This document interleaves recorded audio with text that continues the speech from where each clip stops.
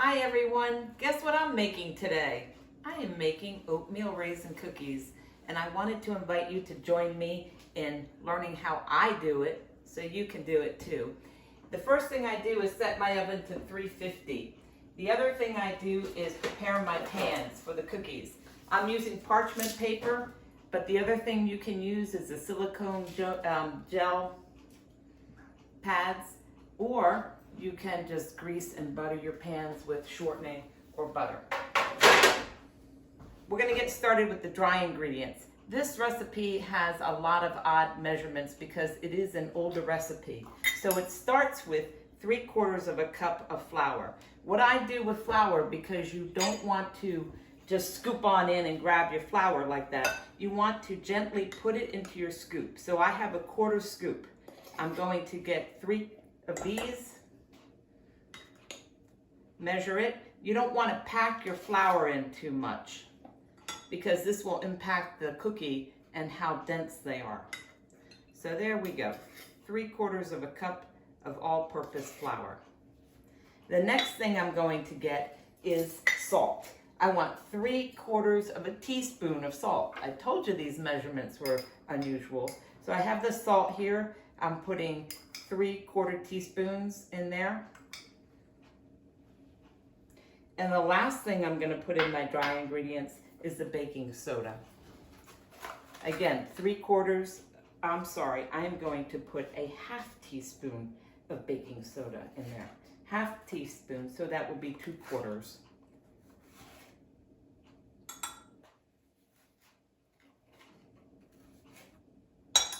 So we're going to mix this up.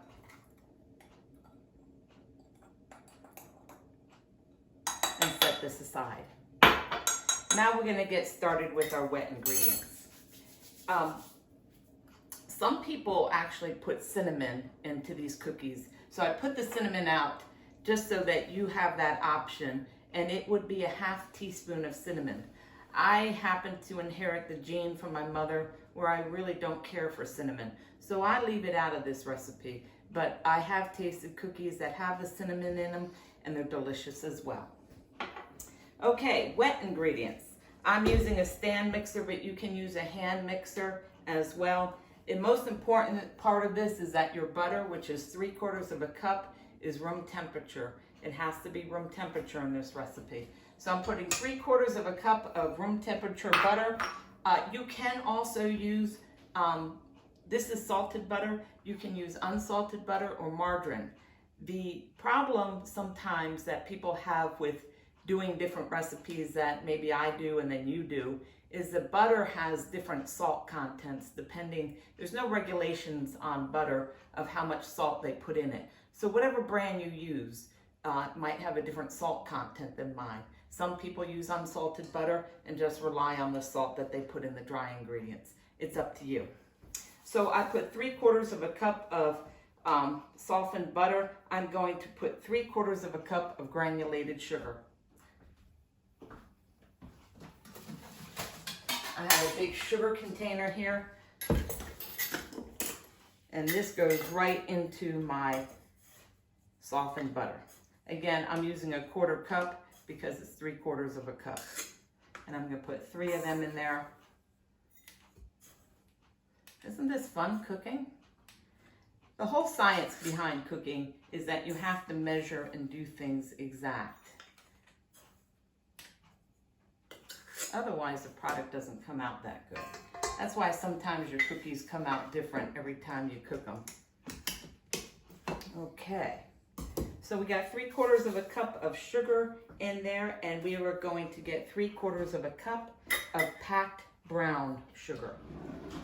The brown sugar has got to be packed, so I'm going to use a little spoon to make sure it's packed in there so that we get enough brown sugar. I'm using light brown sugar. You can also use dark brown sugar. It will impact the color of the cookie and just maybe a little bit of the taste because dark brown sugar has molasses in it. More molasses than light brown, I should say. They both have molasses in it, but dark brown has a higher quantity of molasses. There we go. We got 3/4 of a cup of light brown sugar in there. And now to that, I am going to add 1 egg. My egg is room temperature. You can certainly use just an egg that is been right out of your refrigerator. I like to use room temperature eggs. Okay, so now I'm gonna set my mixer on low, get it started. And in a few seconds here, I'm gonna put it on high. You want to beat your butter mixture until it's light and fluffy. This will take a few seconds.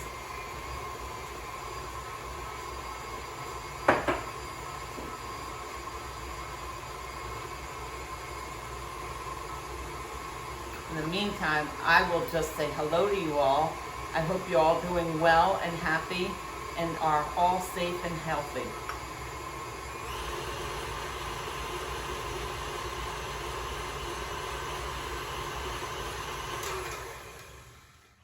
Okay, once the mixture looks like that, it is nice and smooth and fluffy. Here I have the beaded batter with the butter and the sugar and the egg, and now I am going to add to this, while it's beating, a tablespoon of water. Just regular temperature water or cold water, it doesn't really matter. A tablespoon of water, and now I'm going to add 2 tablespoons of vanilla.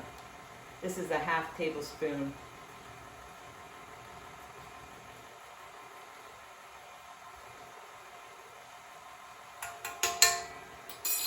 Okay, once it's well mixed in there, I'm going to put it on a little higher.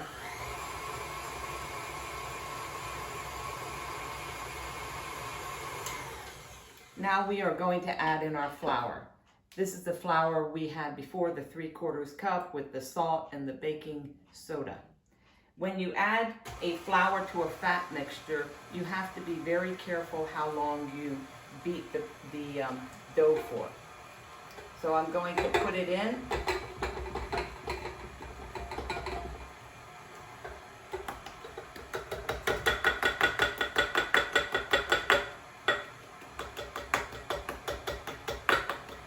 Okay, that's in.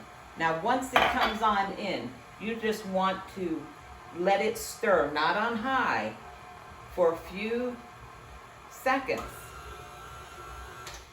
Now it's done. Even if the batter looks like it is a little bit, still has flour in it, don't worry about it. What I want you to do at this point is just to stir that batter in, that flour into the batter. The more you stir your flour and your fat, your butter, it is going to make a tougher cookie. So you just want to stir it a little bit at this point. You want to gently with your spoon or your spatula get the rest of the flour incorporated. That makes a big difference. Even when you're baking cakes or any kind of baking, the minute you put your liquid into your into your flour, you want to make sure you don't overmix. So I have a little bit of flour in here. You can see I'm just going to stir that on in. Now the actual labor-intensive part of this recipe comes now. So that doesn't look like a lot of batter, does it? But it sure does make a lot of cookies, and a lot of yummy cookies, if I might say. Now we're going to add the oatmeal.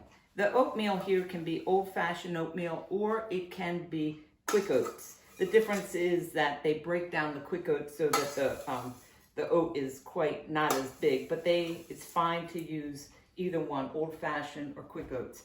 Now off the beater, and this is all going to be done by hand, you want to add 3 cups of oats. And I have measured out 3 cups of oats. There we go. And I am going to put in 1 cup of raisins. Yum.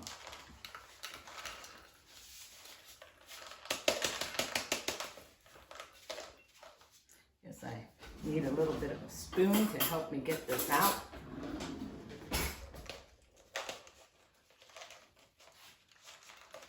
You can add more or less. Raisins is not going to matter. Sometimes I only have a quarter or 3/4 of a cup, but I'm gonna put a whole cup in now. Okay, so this is where your labor comes in. Now you have to mix these oats into this batter that you just created. This yummy, buttery batter. It takes a few seconds to get that in there. Sometimes I have Bruce do this for me, which probably I should have done today. My neighbor one time told me, I gave her the recipe, she made a double batch at one time.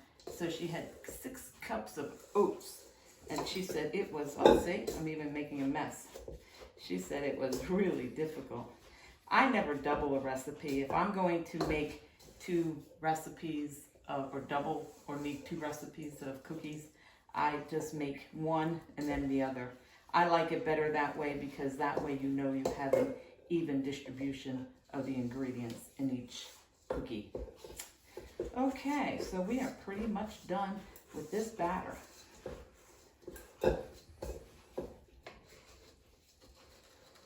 Yeah,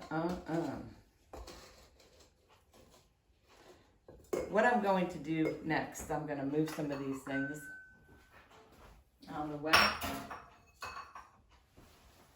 I'm going to get my lined parchment cans all set up here. So just moving this out of the way.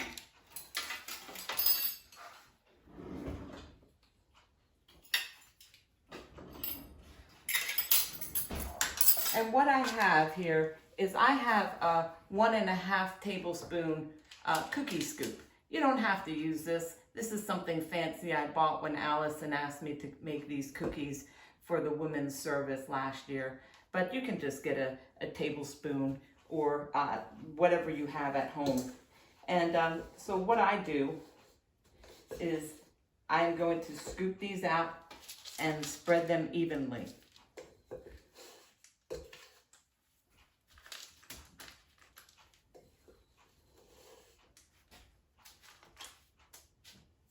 Now that my cookies are on the cookie sheet, I am just going to lightly press them with a piece of saran wrap. Not all the way down, but slightly down so that the centers can cook a little bit more evenly on the tray. I have flattened all the cookies and now I'm going to put them in a 375-degree oven.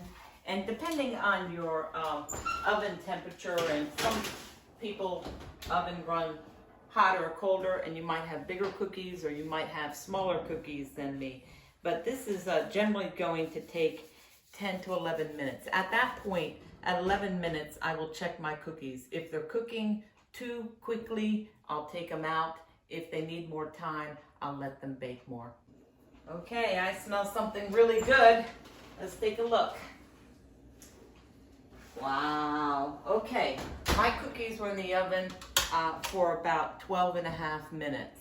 Because they are larger, that would be, you would have to just take a look. If you have smaller cookies, 10 minutes, 11, 12.5, because I used a 1.5 tablespoons measuring to put the cookies on the sheet. While they're cooling, I just wanted to make note that the parchment paper that I used, and that you could use as well, can be used for the whole batch of cookies. You don't need a new set of parchment paper, just keep on reusing this. And the beauty about parchment paper is that you don't have to clean the cookie trays afterwards, because you just pick up this parchment paper and throw it away. Let's see if the cookies are cool enough to move. You'll know if they're just firm enough to go on a spatula. And I have a cooling rack here, and I'm just gonna set these aside. I'm gonna put the other cookies in the oven, and I'm going to, all my cookies are done. They should make about 4 dozen, and mine made a little less probably because I made a bigger cookie, but I think I'm gonna enjoy a cookie now. Which one? I think I'm gonna get on this action here. Oh, look at these cookies. They look delicious. They are delicious. Amazing. Enjoy. Mmm. So good. The oatmeal's still a little crispy. The raisins are nice and plump. It's got a nice sweetness to it. Very good cookie. Awesome. Enjoy. Have a great day.